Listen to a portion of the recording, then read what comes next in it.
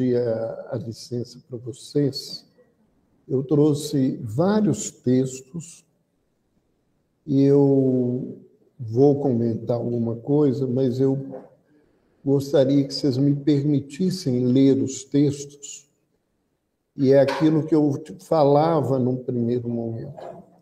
Porque, infelizmente, quando a gente fala de mediunidade, muitas vezes as pessoas caminham e trazem muito mais das opiniões, o que elas acham, ou o que foi acrescentado por alguém, do que aquilo que a gente tem como base para o nosso trabalho. E nós vamos conversar agora sobre algumas coisas que são realmente muito delicadas. Primeiro, como diagnosticar a mediunidade e se a gente desenvolve ou se a gente educa a mediunidade, que é o tema que a gente se propôs a falar. E para que pudéssemos chegar lá, a gente precisava lembrar algumas coisas de mediunidade. Então, muitas coisas que nós vamos falar aqui, elas são de Kardec e elas são importantes. E Kardec diz isso. Infelizmente, até hoje, por nenhum diagnóstico se pode inferir ainda que aproximadamente que alguém possua essa faculdade. Os sinais físicos em os quais algumas pessoas julgam ver indícios, nada tem de infalíveis. Ela se manifesta nas crianças e nos velhos, em homens e mulheres, quaisquer que sejam o temperamento, o estado de saúde, o grau de desenvolvimento intelectual e moral. Só existe um meio de se lhe comprovar a existência. É experimentar. Esse fato em si, essa questão em si, ela é muito importante, porque, infelizmente, as pessoas chegam nas casas espíritas e o povo dá tanto de diagnóstico de mediunidade que eu fico perguntando aonde as pessoas se basearam para falar que aquelas pessoas são médiuns. É na minha experiência, o que eu acho, a intuição. Kardec diz que a gente só sabe se uma pessoa é médium se experimentar. Nós vamos trazer aqui algumas coisas que a gente vê acontecer em pessoas e que, se elas estão presentes, não é uma, se mais de uma delas estão presentes nas pessoas, a gente pode pensar em mediunidade. Mas a gente nunca deveria inferir para as pessoas que elas são médiuns porque eu acho que elas são médiuns. Ou porque eu acho que eu aprendi que Kardec diz que todo mundo é médium, então eu posso dizer para todo mundo que eles são médiuns. Isto é muito perigoso e pode ser um desserviço para a doutrina espírita. Eu vou contar um fato e vou não falar os nomes dos autores, mesmo que eles já estejam desencarnados, para que a gente não desrespeite as pessoas, até porque eram pessoas que eu conhecia e que a gente queria ver. Mas, na época que eu fui fazer residência em psiquiatria, eu fiz residência no Instituto Raul Soares. E era uma instituição que recebia muitos pacientes psiquiátricos, né? Na época, em Belo Horizonte tinha muitos hospitais, né? Não é a realidade de hoje, que é só o Raul Soares e o Hospital André Luiz, tinha muitos hospitais, mas o número de pacientes que se recebia no Raul era muito grande e as pessoas que iam ali eram pessoas de condições econômicas muito precárias. Então, eles recebiam visitas, e eles recebiam visitas de um grupo espírita que ia fazer um trabalho social muito bonito. E era costume desse grupo convidar que as pessoas que estavam ali, que quando saíssem de lá, fossem frequentar uma casa espírita determinada, que os procurasse na casa espírita. E essas pessoas chegavam lá e eram levadas para uma reunião mediúnica. Elas eram ditas que elas eram médiuns, que elas já tinham escutado isso dentro do hospital, e que elas tinham que desenvolver a mediunidade. Então, elas eram colocadas num ambiente onde havia manifestações mediúnicas. Muitas vezes elas em desequilíbrio recebiam espíritos lá, e elas eram orientadas pelas pessoas que dirigiam aquela reunião que elas não precisavam tomar remédio, porque elas eram médiuns, e o que acontecia é que em breve tempo, quando eles paravam de tomar remédio, que é a coisa que mais paciente psiquiátrico quer é parar de tomar remédio, eles voltavam em crise para o Raul Soares. E havia uma fala, para mostrar o que eu quero dizer de serviço, das pessoas que estavam lá e que não acreditavam por serem de outra religião ou por serem ateus, que esse centro espírita em Belo Horizonte é um dos louquinhos do Raul Soares. Então, as pessoas se esquecem de que as suas atitudes pessoais elas podem comprometer o nome da doutrina espírita. Então, eu fico vendo e eu passo muito aperto para não ser deseducado com as pessoas que me indicam os pacientes, para resolver quando as pessoas nos levam pacientes no consultório, dizendo que o problema deles é espiritual, para tirar o remédio que eles estão tomando, que isso, aquilo, outro. E o que a gente tem é aquilo que os espíritos falam numa das respostas a Kardec, em O Livro dos Espíritos, no item sobre os convulsionários. Que muitos loucos, né, precisam mais de médicos do que de exorcismo.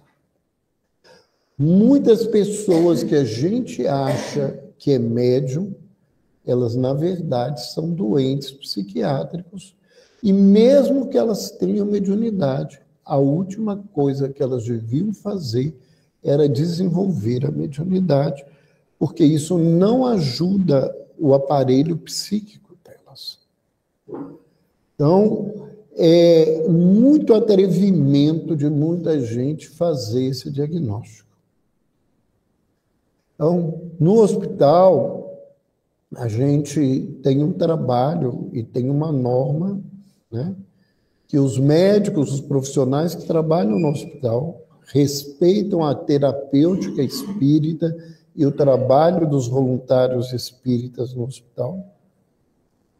E durante muitos anos eu coordenei o departamento de assistência espiritual do hospital, e eu tinha preocupação, e isso não era meu, era da direção, até hoje é assim, se nós nos sentimos ofendidos quando um profissional de saúde diz para as pessoas que frequentam a casa espírita que eles devem parar de tomar aquela aguinha que não vale nada, que passa e não resolve nada, diz isso, e isso nos incomoda, da mesma forma é um desrespeito a gente querer se intrometer no trabalho médico, psicológico, que não é da nossa alçada. Então, esse negócio de fazer diagnóstico de mediunidade parece um absurdo. O meu marido bebe, é porque você é médium. Fulano caiu na rua, porque é mediunidade. Eu nunca vi achar tanto médium nesse mundo, e quando a gente vai ver, não é essa situação. Mas nós colocamos aqui algumas coisas que, dentro do movimento médico espírita, a gente vê constantemente e buscamos, através da orientação, principalmente das obras de André Luiz, né? Quais os sintomas e os sinais que podem sugerir a presença da mediunidade. Isso não significa que a pessoa é médium, mas a gente pode pensar nisso. Então, quem trabalha aqui com atendimento fraterno são dados que ajudam profundamente para a gente poder fazer essa avaliação. Então, um deles é taquicardia, pessoas que têm batimentos cardíacos acelerados sem nenhuma justificativa clínica. Pessoas que têm esses arrepios de repente, né? Minha avó dizia isso quando a gente tinha uns arrepios, virava e falava assim, sai morte, que eu ainda estou forte. Então é essa coisa. Choros frequentes e sem motivo. Irritabilidade. Sonolência exagerada. Ou insônia. Terror noturno. Isso, a Samara está perguntando, isso é um fenômeno muito comum. Hein? Tâmaris, né?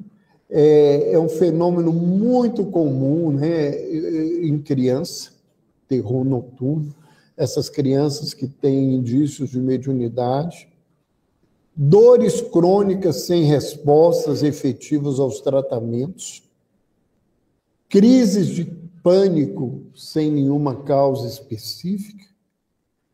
E para a gente fazer um diagnóstico disso, a gente tem que ter a presença de mais de um desses fenômenos, mais de preferência, uns 4 ou 5, para a gente pensar na possibilidade de ser médium. Eu vou dizer para vocês, de uma maneira muito terra, meio até grosseira, é preferível que a gente mande alguém para tratar que ele é doido. Não é doido não, louco, que doido, todo mundo que está aqui é doido. Doido é quem tem dor na alma. Né? Loucura é uma coisa diferente. É preferível a gente mandar um indivíduo para tratar de loucura, porque a gente hoje tem remédio para tratar, e ele poder ser ajudado e descobrir que depois que o remédio não é o que ele precisa e desenvolver uma mediunidade, do que a gente colocar um psicótico, um doente deprimido grave dentro das nossas reuniões e pela ação espiritual da gente estimular a mediunidade de uma pessoa dessa, ele ser atuado por obsessores e se matar, e que isso teve uma intervenção nossa, de um descuidado da nossa indicação. Então, nós temos que começar com aquilo que a gente tem de recurso mais fácil para lidar. E hoje, até que anteriormente não era, mas hoje a gente tem muitos recursos para tratar de transtornos psiquiátricos.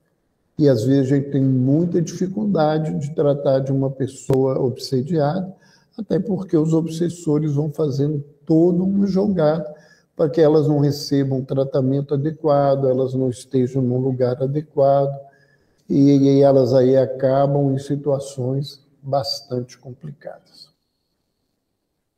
Roberto, nesse mundo que nós estamos, esses efeitos positivos nós vamos ter poucos, né? É uma série bem...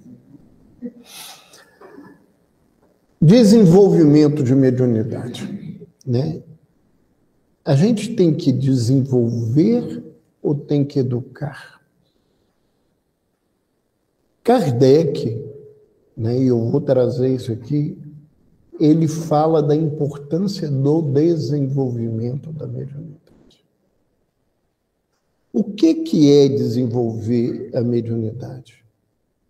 É eu pegar uma habilidade, uma aptidão de um indivíduo, uma faculdade, que é no caso da mediunidade, e ampliar essa possibilidade.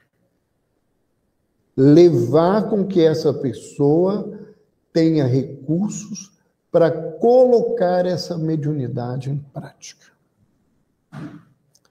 E nós vamos ver que as colocações de Kardec, elas são muito interessantes, porque dentro do que ele chama de processo de desenvolvimento, ele vai tocar o tempo todo naquilo que a gente chama de educação. O desenvolvimento da mediunidade, ele tem como princípio a necessidade, paralelamente, da educação da mediunidade. Sem isso, a gente vai ter pessoas que têm contatos com os espíritos e que essa vivência com os espíritos podem provocar inúmeros efeitos negativos na vida dessa criatura. Então, ele começa, e agora eu vou começar a ler, diz assim: o processo é dos mais simples. Vocês lembram lá? É coisa simples. Consiste unicamente, e ele está falando aqui de psicografia, né? Ele, inclusive, indica e estimula que as pessoas desenvolvam dentro da casa delas, sozinhas, a psicografia. É só vocês lerem no Livro dos Médiuns. É a pessoa tomar de um lápis e de papel e colocar-se na posição de quem escreve, sem qualquer outro preparativo. Tem nada que ficar inventando moda.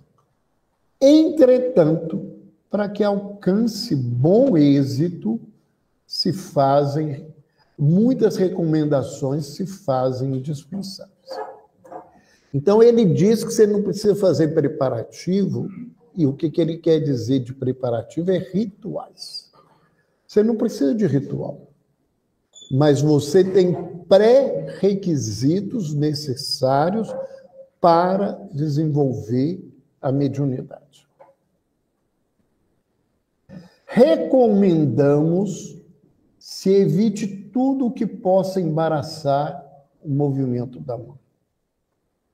É mesmo preferível que essa mão não descanse no papel, que ela fique levantada. Ele está falando, ele está ensinando passo a passo. A ponta do lápis deve encostar neste o bastante para traçar alguma coisa, mas não tanto que ofereça resistência. É indiferente que se use da pena ou do lápis. Hoje seria da caneta ou do lápis. Isso não é o problema. Você pode desenvolver com qualquer recurso. Deve, porém, moderar a sua impaciência, porquanto a comunicação com determinado espírito apresenta muitas vezes dificuldades materiais que a tornam impossível ao principiante.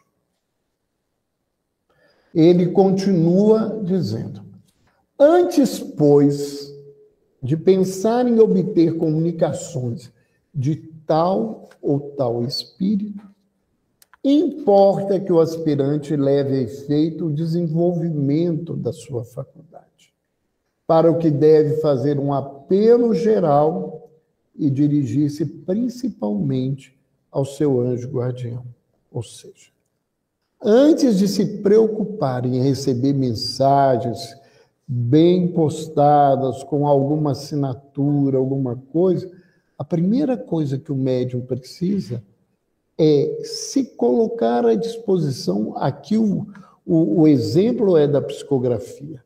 Se colocar à disposição para que ele se ponha à mercê, para que os espíritos movimentem a mão dele para escrever. Não há para esse fim nenhuma fórmula sacramental. Ele fecha essa questão. Não tem ritual. Não tem essa questão. Quem quer que pretenda indicar alguma pode ser taxado sem receio de impostor, visto que para os espíritos a forma nada vale. Contudo, a evocação deve ser sempre ser feita em nome de Deus. Então, se eu quero trabalhar com mediunidade, a primeira coisa que eu preciso é desenvolver a minha faculdade sobre a graça divina. Eu tenho que buscar uma conexão com Deus. Então, a gente vai ver que começa a misturar as coisas. Não é só o fenômeno. Primeiramente, aí você vai ver que a coisa vai ficando mais complicada do que a gente precisa buscar, porque ele passa a falar desses aspectos que são aspectos éticos, morais, aspectos de virtudes na nossa vida. Coisa ainda mais importante a ser observada do que o modo da evocação são a calma, o recolhimento, juntas ao desejo ardente e a firme vontade de se conseguir o intuito. Então, nós estamos vendo que não é só a questão do fenômeno. Eu preciso evocar a Deus.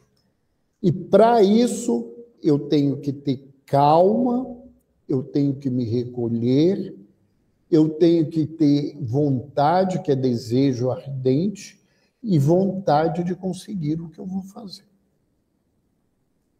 Por quê?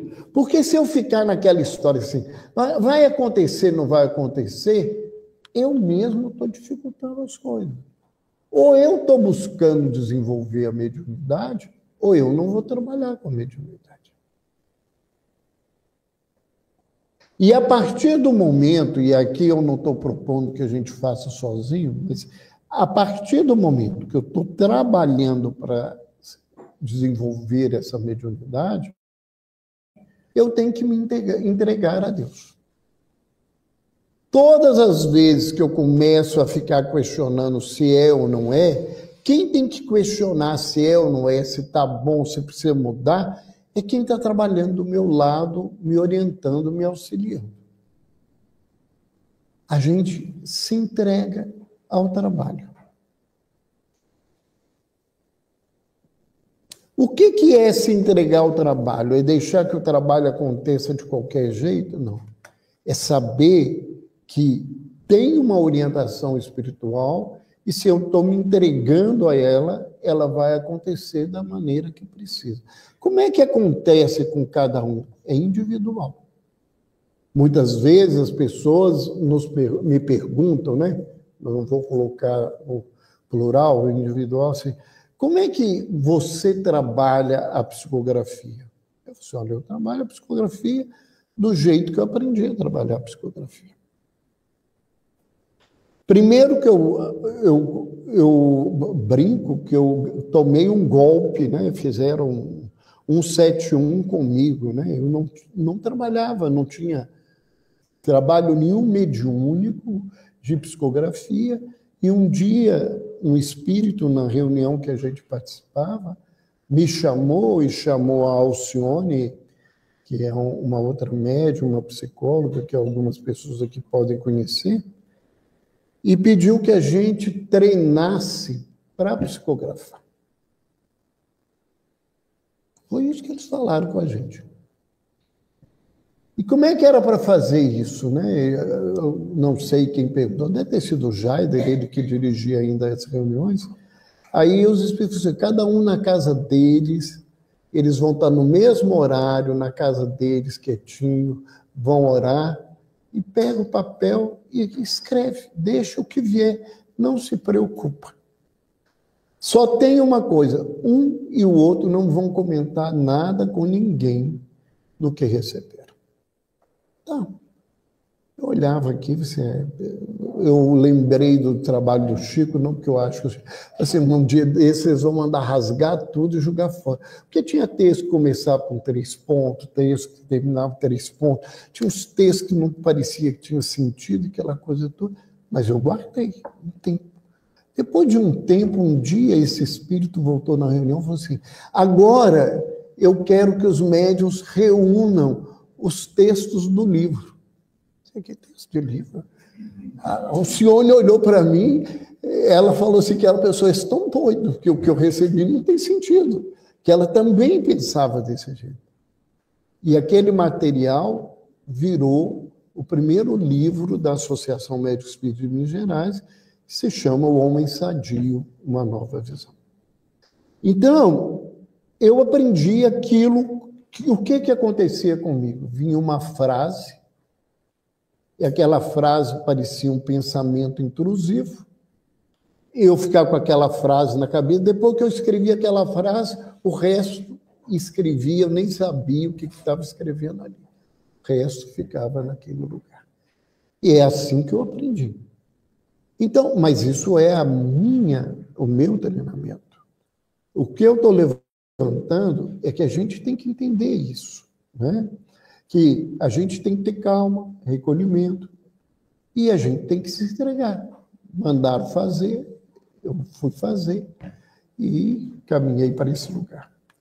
Outro meio que também pode contribuir fortemente para desenvolver a faculdade consiste em reunir-se certo número de pessoas, todas animadas do mesmo desejo e comungando da mesma intenção.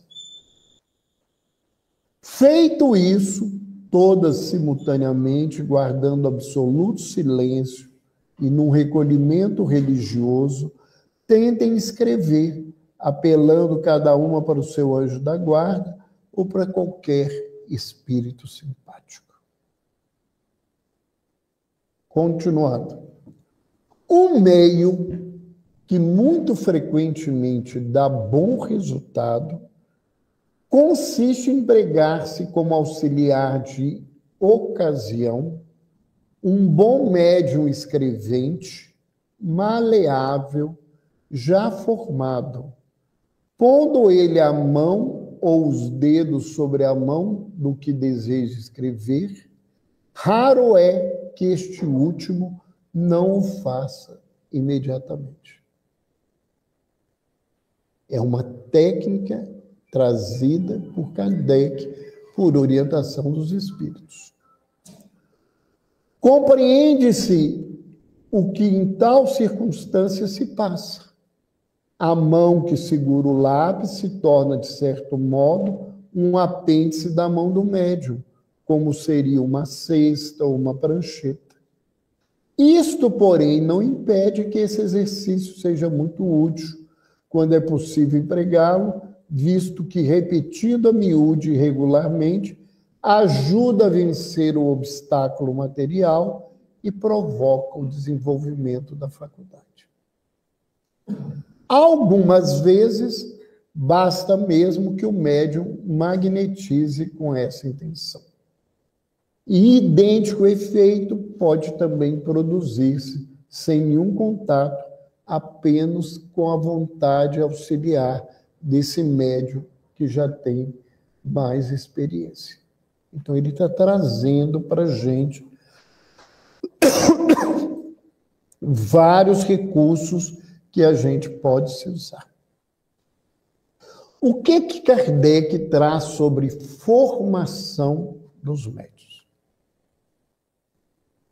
Tem-se procurado processos para a formação dos médiuns, como se tem procurado diagnósticos, mas até hoje nenhum conhecemos mais eficaz do que os que indicamos.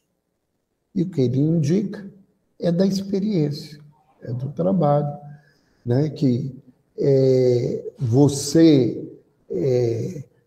todos os trabalhos de formação mediúnica, eles não significam que as pessoas que vão passar por eles vão conseguir desenvolver a mediunidade e nem se eles vão conseguir ter mediunidades eficientes, produtivas, como as pessoas esperam.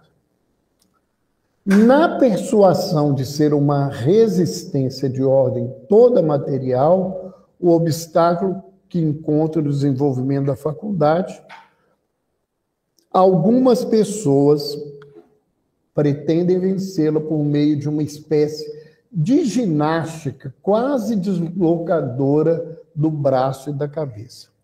Então, ele está fazendo uma crítica aqui, e a gente vai ver, é um método que o povo usava para desenvolver mediunidade na América do Norte.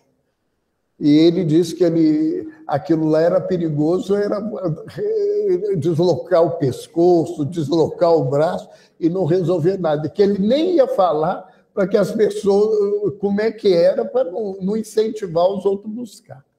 Então, a gente vai ver. Se não existirem rudimentos de faculdade, nada poderá produzi-los.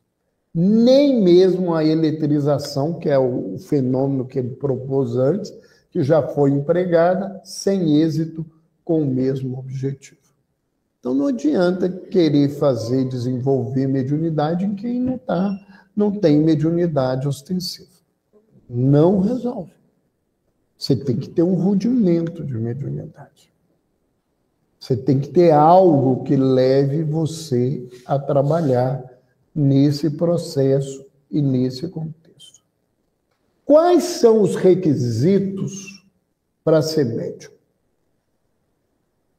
Kardec traz o seguinte: no médium aprendiz, a fé não é condição rigorosa. Alguém vai se assustar com isso. Isso é Kardec falando para a gente. No aprendiz, a fé não é condição rigorosa. Sem dúvida, lhe secunda os esforços, mas não é indispensável. A pureza da intenção, o desejo e a boa vontade bastam. Por quê? Porque fé não cai do céu. Fé a gente desenvolve. Porque tem gente no mundo que acha que fé cai do céu, que esperança cai do céu, que amor cai do céu. Nada disso cai do céu, não. A gente desenvolve isso na vida. Então, ele está levantando que, para quem está começando, ele não precisa acreditar em tudo que está acontecendo ali. Ele precisa ter uma intenção pura, ele precisa ter desejo e boa vontade. Tem-se visto pessoas inteiramente incrédulas ficarem espantadas de escrever a seu não grado. E a gente vê isso, pessoas que chegam numa casa acompanhando alguém que não tem crença e que, de repente, começam a ter manifestações mediúnicas. Enquanto que crentes sinceros não conseguem, o que prova que essa faculdade se prende a uma disposição orgânica. E aí, nessa questão da disposição orgânica, né, a gente ainda hoje não tem essas comprovações do fenômeno ser uma coisa orgânica, né, a comprovação. Mas isso que Kardec falou começou a abrir um espaço nessa pesquisa que muitos de vocês devem ter visto, porque ela foi a reportagem mais lida esse ano no Brasil, né? A reportagem da Folha de São Paulo, quando foi publicada, a pesquisa da Universidade de São Paulo com a Universidade Federal de Juiz de Fora, em que eles estudaram, né, um grupo de médiuns e um grupo de familiares desses médiuns que não eram médiuns. Eles recolheram a saliva dessas pessoas e fizeram pesquisas genéticas nos centros mais importantes de genética do mundo e descobriram que aqueles médiuns que mais de 50 daqueles médiuns que foram estudados possuíam 33 genes que não estavam presentes nos seus parentes que não eram médiuns e que eram semelhantes entre uns e outros. Então, nós estamos caminhando, né, para a ciência comprovar coisas que nós, os espíritas, que abandonamos a parte científica da doutrina, ficamos só com a parte filosófica e religiosa, deveríamos ter assumido e feito, porque era obrigação nossa. Né? Então, esse trabalho, ele teve uma repercussão tão grande, essas atividades tiveram uma repercussão tão grande, que um desses pesquisadores recebeu agora em abril o maior prêmio da Associação Psiquiátrica Americana,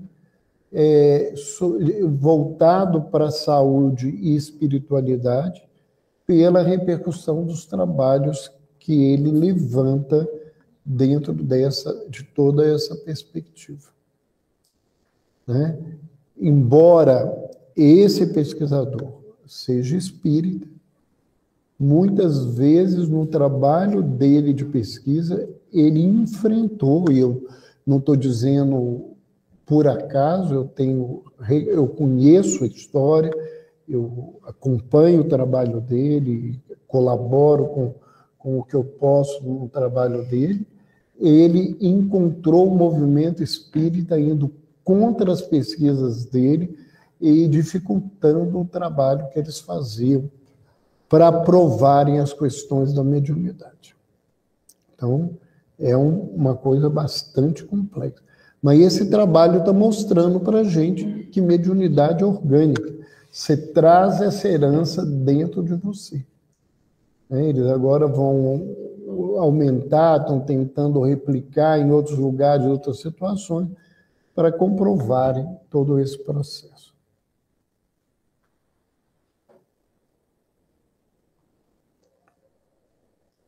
Nos domínios da mediunidade, André Luiz nos diz o seguinte: em mediunidade, portanto, não podemos olvidar o problema da sintonia.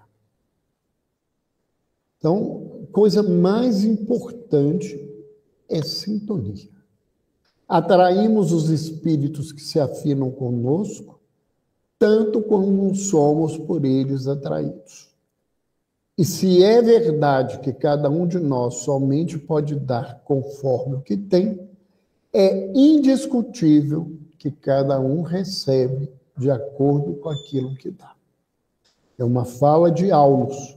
Então, o que acontece?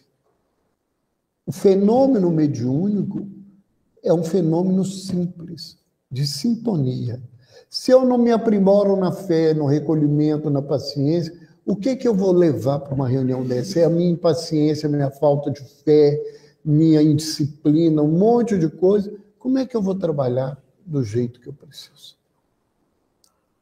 Como é que uma reunião mediúnica, porque nós trabalhamos com reuniões mediúnicas, como é que uma reunião mediúnica vai funcionar se o grupo todo não se cuida para poder ir para a reunião? Como é que uma reunião mediúnica vai funcionar se o dirigente chega 1 minuto antes da reunião, ele não parou, ele não conversou com o grupo, ele não se inteirou, ele não viu como o grupo está funcionando, e quando termina a prece, ele é o primeiro a sair e ir embora? Como é que isso vai funcionar adequadamente? Como é que uma reunião mediúnica vai funcionar se eu estou lá dentro preocupado que hora que a reunião vai acabar, porque o jogo do Atlético já começou, eu preciso saber que resultado que tem? Como é que eu vou fazer o meu trabalho de auxílio à reunião se eu estou preocupado e eu não me preparei para poder me equilibrar com os problemas do meu dia a dia? Se eu trouxe a raiva que o meu patrão me fez para a reunião, o que eu vou estar trazendo para a reunião? A busca que espíritos com raiva venham para esse lugar. Então, quando eu ouço o pessoal da sustentação falar assim, para que eu sirvo? Você serviria muito bem se você soubesse da importância que você tem na reunião. É claro que tem médiuns que funcionam sem isso, tem, mas isso é exceção e é raridade. Né? É exceção e raridade. Né? Fazer uma reunião aberta, receber espíritos desse tipo, trazer mensagens consoladoras numa reunião aberta, não é para qualquer médium. O Chico fazia isso porque a propriedade do trabalho dele, e as pessoas que me conhecem sabem que eu não endeuso o Chico, eu reconheço a grandeza moral dele, porque ele deve ficar muito infeliz quem fica endeusando ele.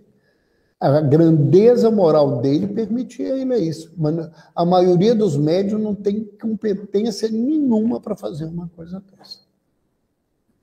Mesmo numa reunião fechada, com um grupo fechado, às vezes os médiuns têm dificuldade porque a sintonia deles não é a que precisa na reunião.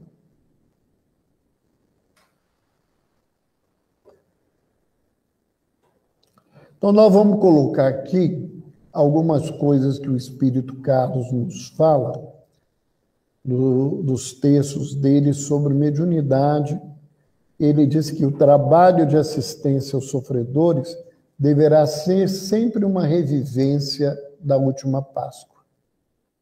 Então, que a gente deveria fazer essa possibilidade de conexão com Cristo, como os discípulos puderam fazer naquele momento com Jesus. É trazer a presença de Jesus para o trabalho se realizar. E para isso, a gente tem que ter sintonia. Ouçamos o clamor do irmão que sofre, na certeza de que o nosso papel não é o só de minorar-lhe a dor, mas também o de fazermos-nos introdutores do outro na escola do Evangelho. Então, médium tem que se lembrar que a função dele não é só de receber espírito. Ele tem que se melhorar, ele tem que ter conhecimento, ele tem que se oferecer para que ele seja a primeira pessoa que passa a energia de paz, que passa o exemplo da presença do Cristo dentro da reunião.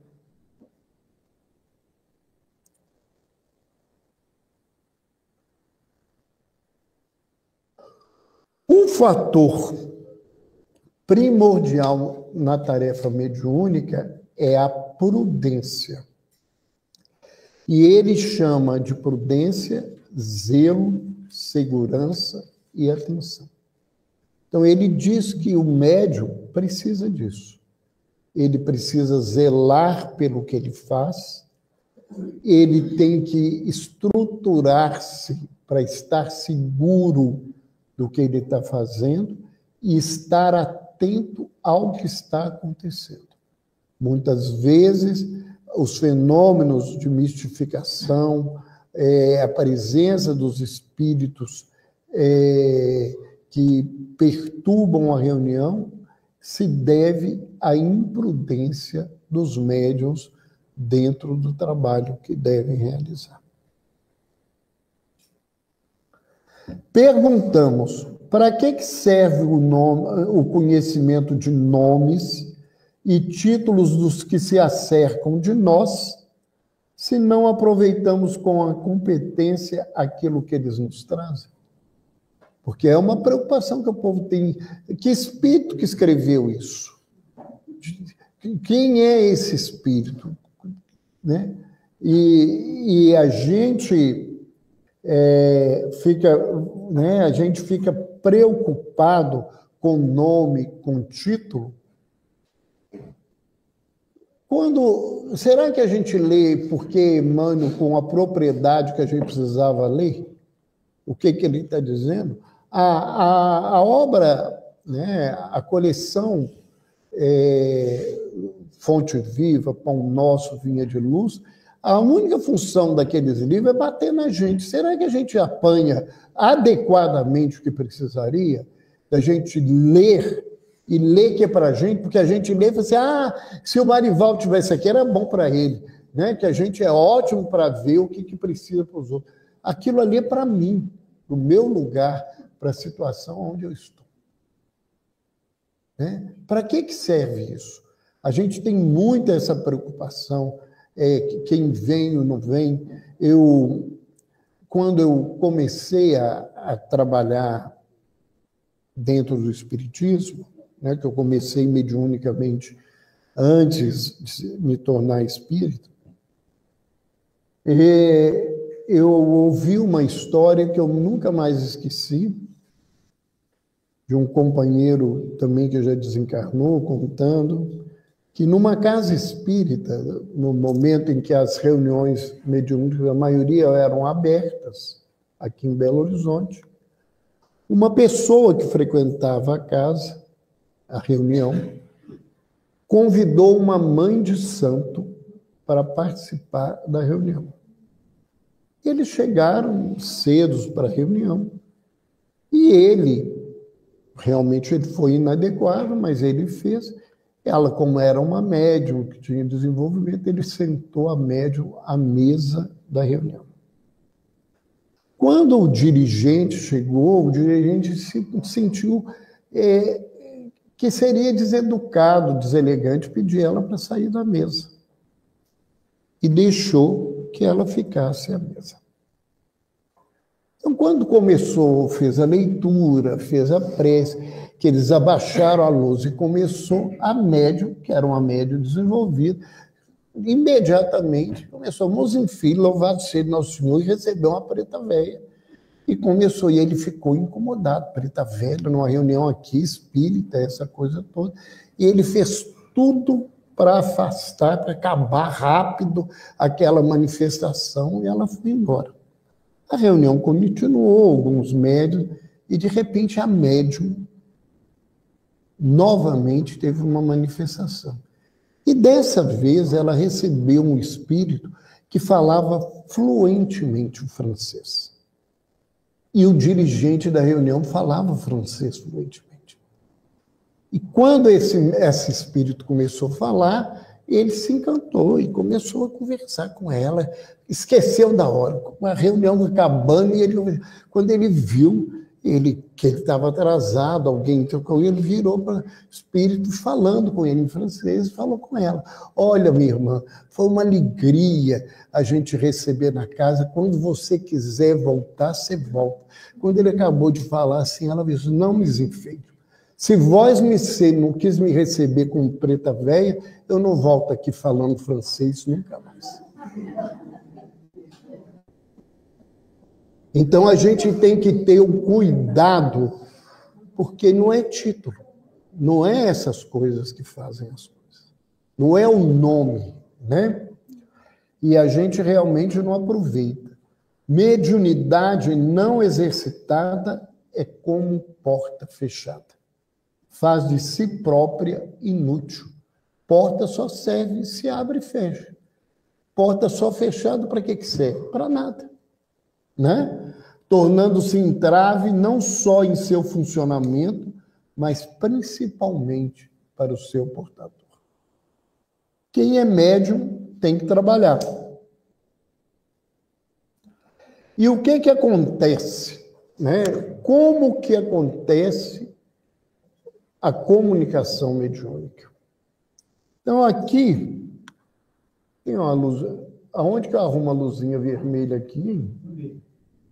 É no meio mesmo? Então, vamos lá. Eu vou explicar. Então, o que você tem?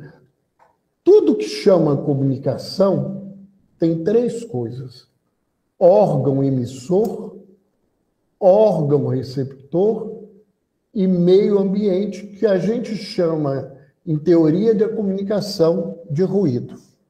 Toda comunicação é isso. Alguém que comunica, alguém que recebe a comunicação e o meio ao redor e as coisas ao redor são os ruídos da comunicação. E eu tenho que prestar atenção nisso o tempo todo. Quando eu tento falar alguma coisa importante dentro de uma boate com uma música alta, todo mundo fazendo bagunça, alguém vai ouvir isso? Não vai ouvir, porque o ruído não deixa. Então, a pessoa que comunica pode prejudicar a comunicação se ela não sabe falar, se ela não sabe informar direito, se a linguagem que ela tem não é própria para o ambiente que está ali, para as pessoas entenderem. A pessoa que recebe, ela também pode prejudicar as coisas. Porque se ela tiver com os ruídos dela muito alto, ela não vai conseguir prestar atenção na presença dos espíritos. Se ela não é uma pessoa que se preparou para ouvir, ela pode ouvir algo e interpretar o que ela quer da coisa. E isso acontece muito em mediunidade.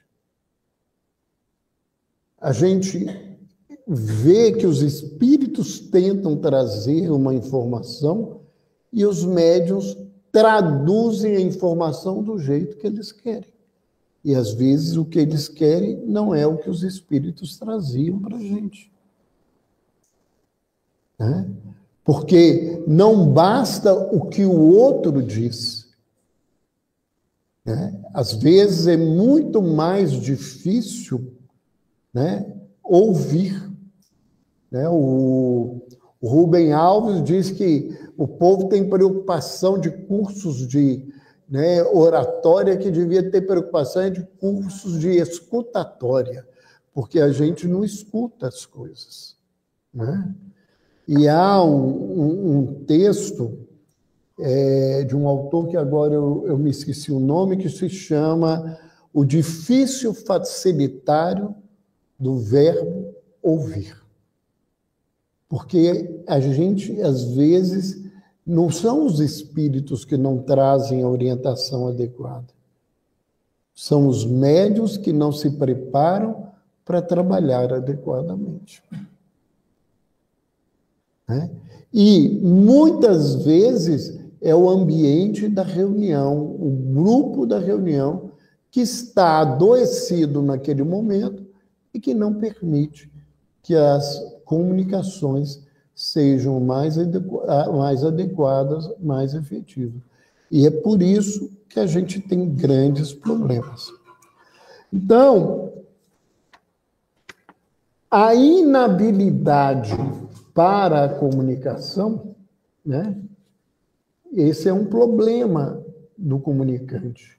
E quando o comunicante tem transtornos emocionais e deficiências morais, né, ele tem dificuldade de passar as coisas, Então, a gente vê que muitas vezes os espíritos adoecidos não conseguem trazer uma informação adequada. Às vezes, eles não conseguem falar, às vezes, as expressões são pobres, porque a gente não pode entender.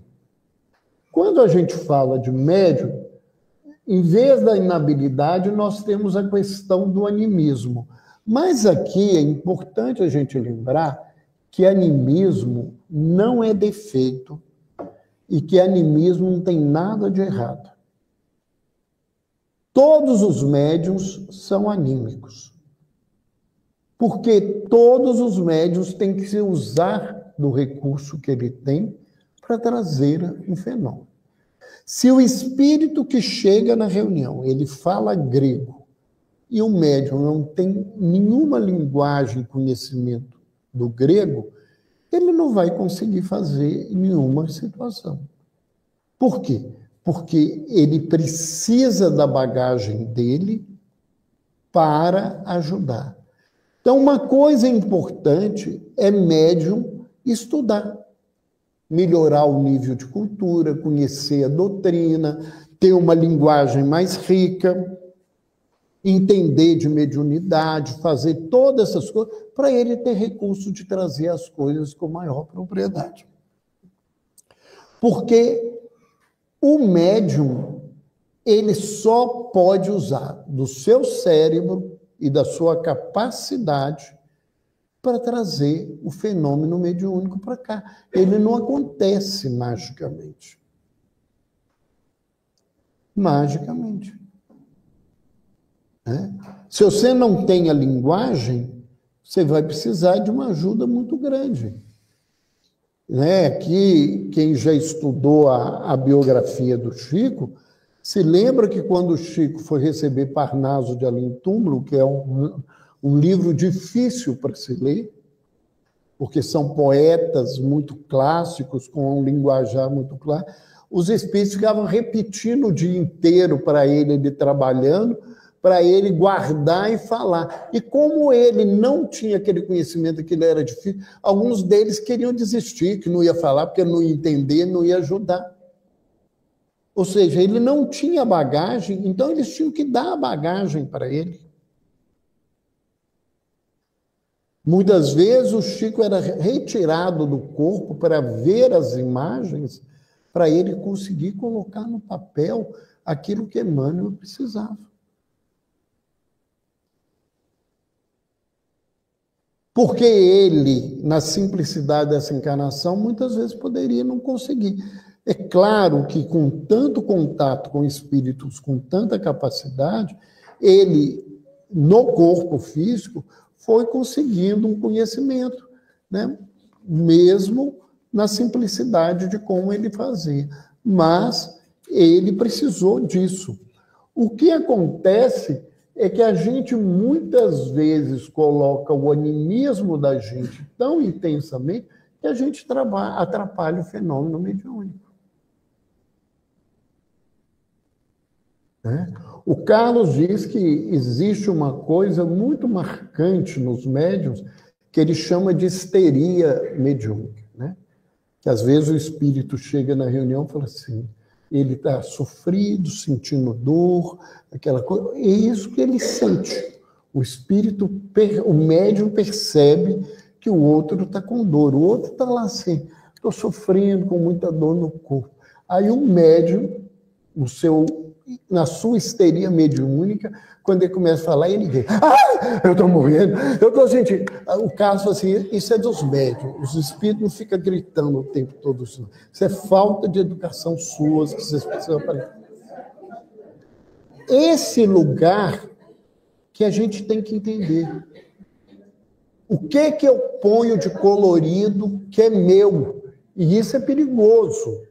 Não tem nada de errado eu trazer as minhas coisas, mas eu tenho que ter cuidado com que coisas que eu estou colocando dentro desse processo.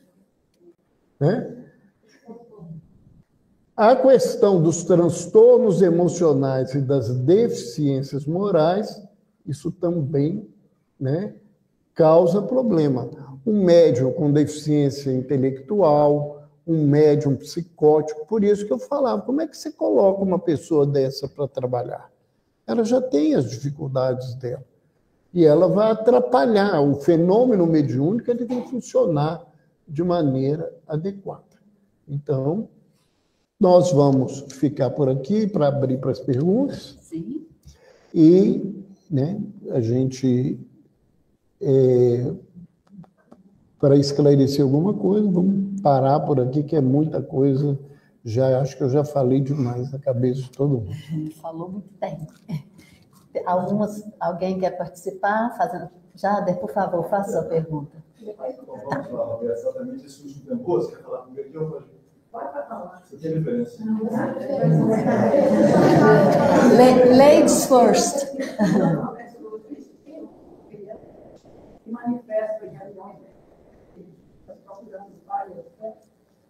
O que você como é que entender isso? Olha, muitas vezes essas criaturas, né, elas estão num processo de aprendizado, né? A gente tem uma leitura muito errada da infância, né? A infância não é uma folha em branco, né? A infância é uma folha nova num caderno que tem muitas experiências. E, às vezes, um espírito que se apresenta nesse lugar, ele está precisando de uma grande ajuda, né? E a gente tem que atendê-lo, independente de pensar que é uma criança ou não, ele está precisando de uma ajuda e direcioná-lo para aquele lugar. Assim, olha, eu não sei quem que é o seu pai e sua mãe, mas daí eu vou chamar alguém que possa te encaminhar e que possa te ajudar. Pode ser uma mistificação? Pode, mas nem sempre o é, né? E a gente tem experiências assim de comprovação desses espíritos e que posteriormente a gente teve dados para entender até a presença deles, a reencarnação deles em outro processo dentro do contexto histórico. Então, a gente tem que lidar com a pessoa do jeito que ela vem. Porque esse negócio de querer moldar o médium, que não pode receber isso e não pode receber aquilo, a gente aumenta o animismo e dificulta a pureza das manifestações. O que os espíritos nos falam que nunca deve acontecer numa reunião e que um dirigente tem que coibir de toda forma, é que os espíritos desrespeitem Deus dentro do ambiente da reunião. Ninguém tem o direito de blasfemar contra Deus dentro da reunião. Isso, o coordenador da reunião deve se dirigir ao médium de uma maneira segura, que isso não se repita e não permitir que o espírito faça isso. A casa aonde eles estão é uma casa de Deus. E o mínimo que se tem que fazer é o respeito a Deus. Né? Ah, mas eles não acreditam. Ao contrário, eles acreditam em Deus. Tem uma fala que Jesus repete do Velho Testamento que é verdadeira. Crê em Deus, até os demônios creem e estremecem quando escutam-lhe o nome. Então, todos sabem da existência de Deus. Eles não querem a Deus na vida deles. Isso é o problema deles. Eles querem ser Deus. É outra coisa. Mas eles têm que respeitar a Deus. Agora, é que não pode trazer isso, senão a gente vai criando fantasia, vai fazendo um espetáculo e não um trabalho mediúnico. Eu tenho muito medo desse cerceamento, porque eles acabam impedindo a realidade dos fenômenos mediúnicos. Pode falar, Jader. O Jader. Eu quero aproveitar a pergunta da moça, eu perguntei em cima da dela, mas a minha pergunta Mas você tem direito a 2? Só porque você ficou me procurando 40 dias em seguida? É crível ter uma criança, espírito desencarnado, no plano espiritual perdida. É crível isso? É porque um espírito desse, às vezes ele desencarnou, mas ele retoma as dificuldades dele. Ele não desencarnou porque ele está bem. Ele não aceitou. Nós não podemos esquecer que quando você sai do corpo, você retoma um monte de conteúdos que você não tem ideia. Então, quando você vê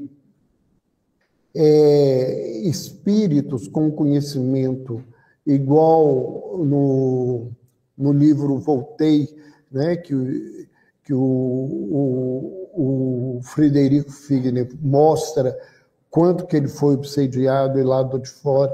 Por quê? Porque, embora ele tenha sido a figura que ele foi para o movimento, ele carregava um monte de coisas dentro dele que, ao desencarnar, vieram de volta. Então, às vezes, uma criança, ela desencarna e ela vai se preparar para um outro momento, para uma outra situação. E, às vezes, ele está desencarnado, ele não se permitiu ser ajudado. Porque, ao retornar determinadas coisas dentro dele, ele ficou preso no lugar dele. No lugar dele. Então, eu te falo isso assim com tranquilidade, né? Porque algumas pessoas conhecem aqui, que convivem comigo muito próximo, a história do Rafael é uma história dessa.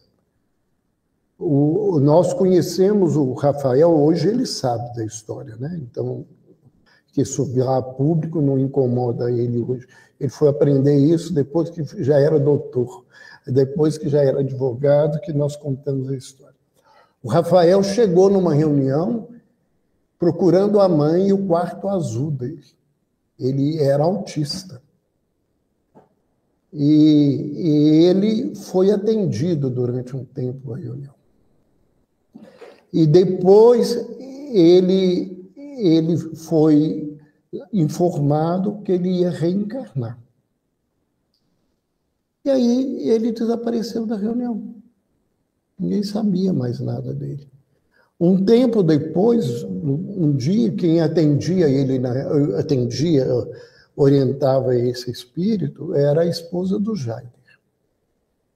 Aí ele, um dia, voltou, chegou lá e falou assim: titia, eu vim aqui para te falar que eu vou ficar perto de você.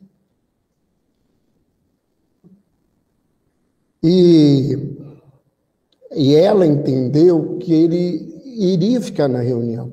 Ela falou assim: que bom, você vai nos ajudar aqui. Ele falou assim: não, você vai me ver.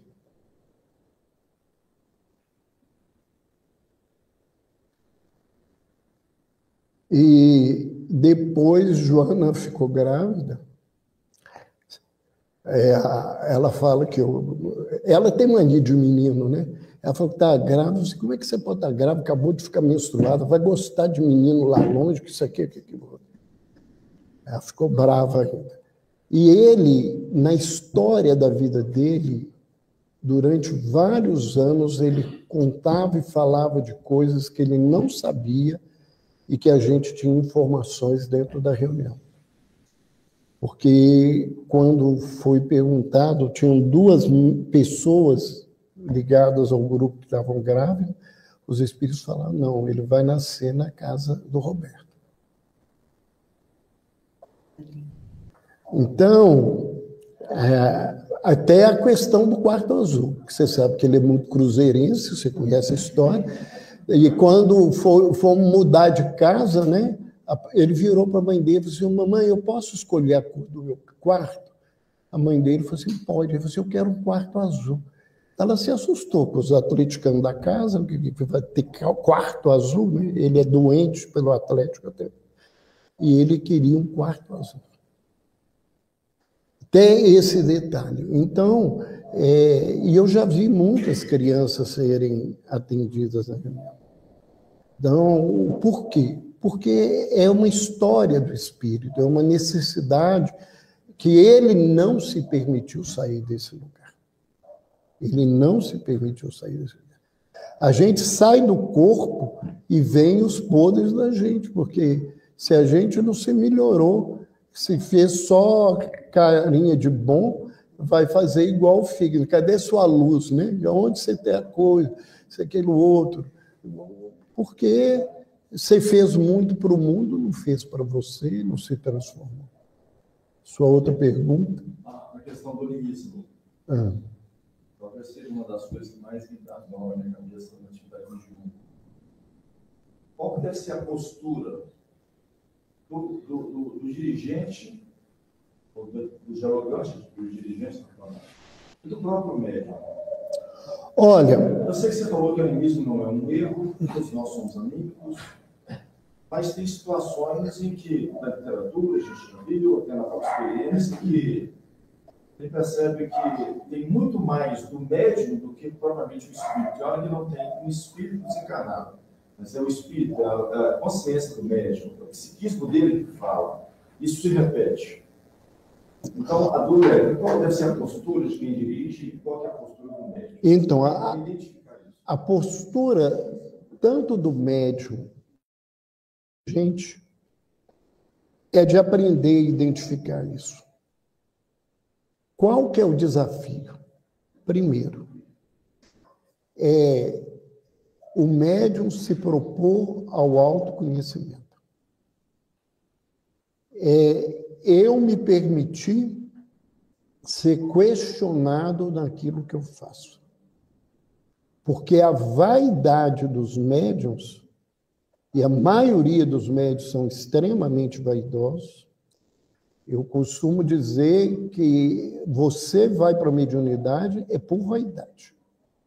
É a maior queda da grande maioria dos médiuns para chegar a ser médium numa encarnação é a vaidade. Então, o médium quer ser insensato, quer receber palma, que os outros falem que o fenômeno é lindo, que as mensagens são maravilhosas, esse trem todo o tempo todo. Então, o que eu vejo acontecendo, e isso que você está falando é uma realidade, é que a maioria dos médiums, eles não se permitem ser questionados dessas coisas, porque eles não interpretam que isso acontece com ele, eles interpretam que você está chamando ele de mentiroso. Porque a vaidade dele é tão grande que ele não consegue parar e falar assim, você precisa rever essa coisa. E o desafio dos dirigentes ou de quem está dialogando é aprender a trabalhar com o médium.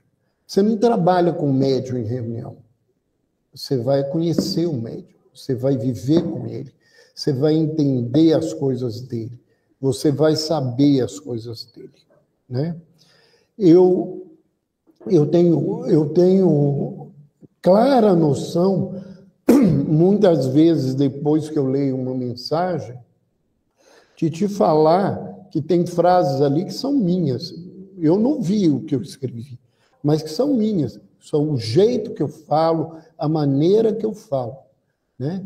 E eu tenho pessoas que falam comigo, assim, te conheço há muitos anos, e é verdade, assim, eu sei quando é um texto muito puro do Carlos e quando não é. Quando é outros espíritos, outras coisas.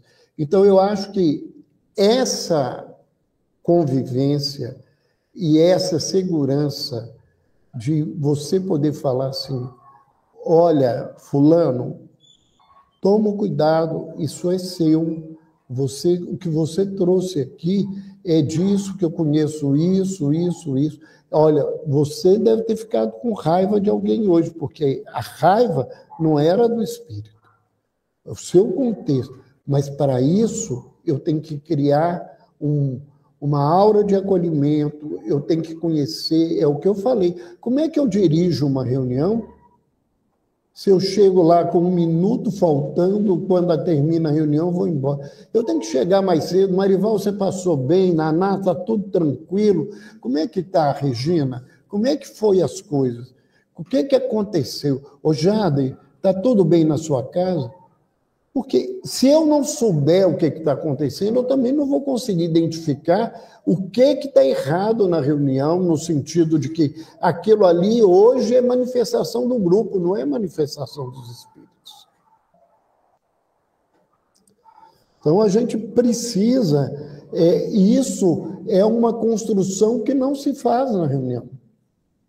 E isso tem que ser feito no dia a dia. Né? Eu tenho que me permitir essa coisa.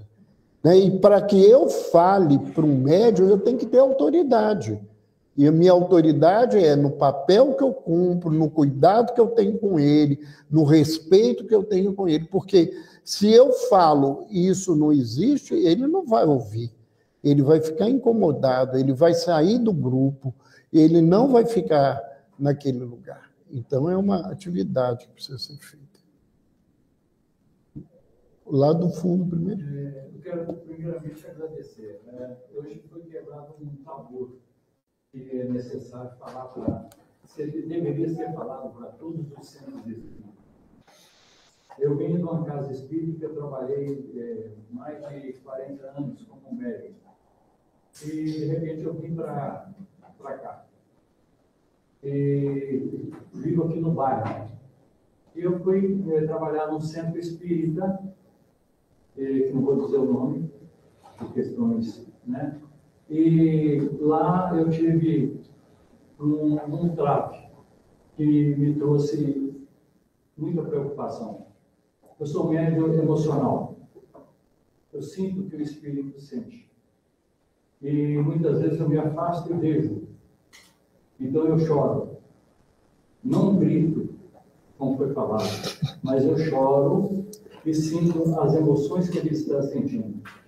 Eu fui chamado a atenção em público que o médium não deveria agir assim.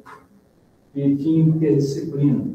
Eu falei, meu Deus, eu sempre trabalhei assim, e de repente, eu estou trabalhando já há mais de 40 anos errado. Então eu tive essa preocupação de não chorar mais, mas isso me atrapalhou. Então eu preferi sair do centro, porque eu não estava conseguindo ter atividade mediúnica. E essa coisa que você falou também a respeito do nosso irmão Jader, que deve ser conversado com o médico, sim, mas tem que ser conversado em particular, jamais na frente de ninguém, porque é uma coisa muito pessoal. Foi o que aconteceu comigo. Então, houve realmente, eu estou custando a sair. Obrigado aí pelo seu depoimento. Viu?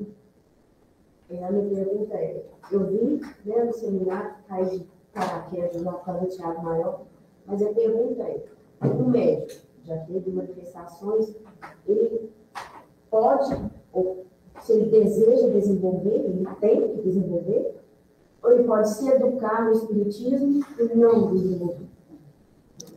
Tá. Então, complementando um pouco a sua pergunta, que é a mesma, se a opção é cair fora, nem desenvolver, Fugir. literalmente, não desenvolver, nem educar. Eu vou começar minha resposta para ela e vocês vão achar muito estranho, ela vai entender e ela vai saber que não é desrespeito. Você é muito cara de pau. Você caiu aqui de paraquedas.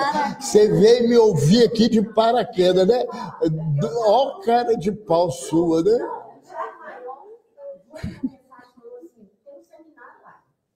É meu médico. Eu vou. Aí eu liguei, ela falou assim, acaba de alguém. Pronto, é Ela que meu. não tinha quase vaga. Ela falou assim, acaba de desmarcar alguém. Você, nada é por acaso. Eu falei, nada é por acaso. Mas o fato é o seguinte, ninguém é obrigado a desenvolver mediunidade. Ninguém. Agora, todo mundo é obrigado a responder pelo que escolheu. E quando eu tenho um fenômeno, o fenômeno mediúnico, o contato espiritual, eu trago essa energia para mim. E se eu não trabalho essa energia, ela não circula. Então, o que vai acontecer?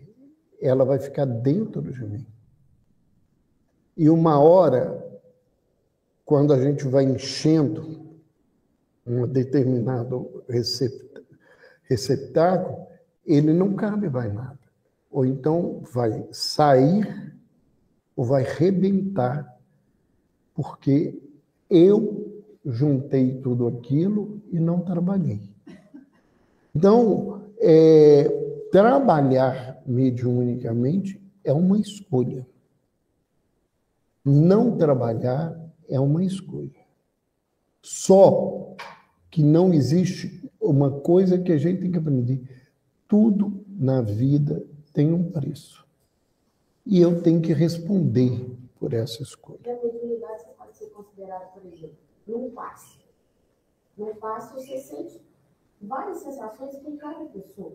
Isso não é um trabalho mediúnico? Isso é um trabalho mediúnico, né? Mas se você tem fenômenos mais ostensivos, é importante que você trabalhe isso, porque mais hoje ou menos hoje, você vai ter problemas, sejam orgânicos ou emocionais, porque aquilo está contido dentro da pessoa e isso vai acabar criando uma dificuldade maior.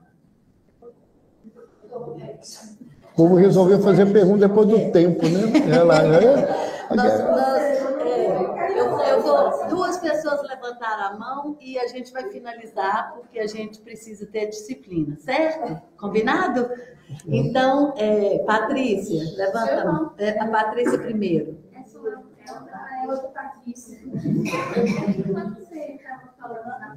Levanta, por favor, Paty. Quando você estava falando da parte da questão do tratamento da psicografia,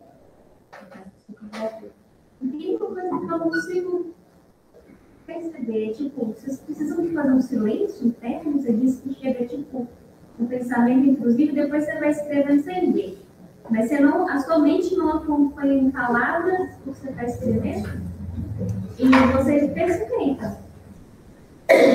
Mas tem pessoas que escrevem como se estivesse ouvindo um ditado. E tem pessoas que escrevem alguma coisa que ele nem estava pensando, mas que ele escreve com a clareza que ele está escrevendo algo que veio para ele. É o que eu falei, cada um tem uma característica. Olha, a meditação para ficar com a mente vazia é algo muito difícil para o ocidental, porque a gente não acredita que a gente pode parar de pensar, né? E o oriental, desde pequeno, é treinado a isso, então ele aprendeu. Mas a gente tem outras formas de trabalhar esse processo, através de visualização, através de se colocar focado numa música, numa coisa, e se deixar para esse processo. Então, você não precisa necessariamente esse vazio. O que acontece comigo não é um vazio. O que acontece comigo é que eu não sei naquele momento que está sendo escrito. No final, é que eu vejo o que aconteceu. Mas tem gente que é muito diferente, e tem pessoas que têm diferentes formas. Uma hora acontece de uma maneira, outra hora acontece de outra forma. Bia, quem perguntou? Ela. Então, Foi ela que... foi ela aqui, né? Faz favor.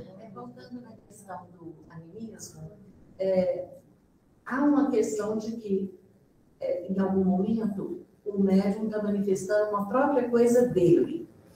mas dentro do efeito do respeito de que o médium também é um espírito, e se ele está mais manifestando algo que ele tem, seria do ponto de vista também caritativo, não aceitando sempre, mas eu estabelecer um diálogo em consideração e tentar ajudar aquele médium naquele momento?